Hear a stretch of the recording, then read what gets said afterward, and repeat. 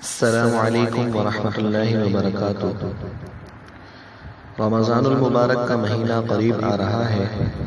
اللہ رب العزت کا یہ بہت بڑا انعام، فضل اور کرم ہے، اور اللہ تعالیٰ سے دعا ہے کہ اللہ تعالیٰ یہ مہینہ ہمیں عطا فرمائے۔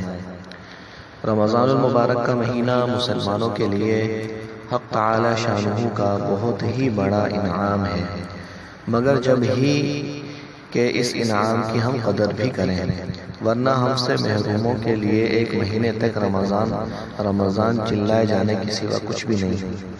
ایک حدیث میں ہے کہ لوگوں کو یہ معلوم ہو جائے کہ رمضان المبارک کیا ہے تو میری امت یہ تمنا کرے کہ سارا سال رمضان ہو جائے۔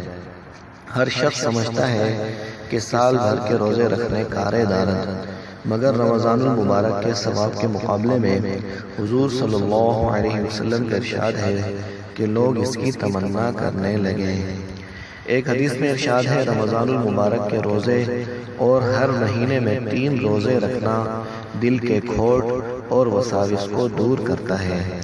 آخر کوئی تو بات ہے کہ صحابہ کرام رضوان اللہ علیہم اجمعین رمضان المبارک کے مہینے میں جہاد کے سفر میں باوجود نبی کریم صلی اللہ علیہ وسلم کے بار بار افطار کی اجازت فرما دینے کے روزے کا اہتمام فرماتے، حتیٰ کہ حضور صلی اللہ علیہ وسلم کو حکماً منع فرمانا پڑتا۔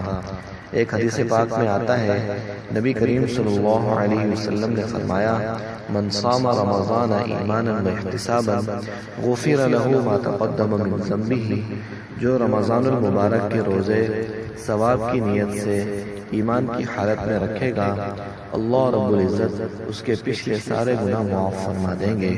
السلام علیکم ورحمۃ اللہ وبرکاتہ۔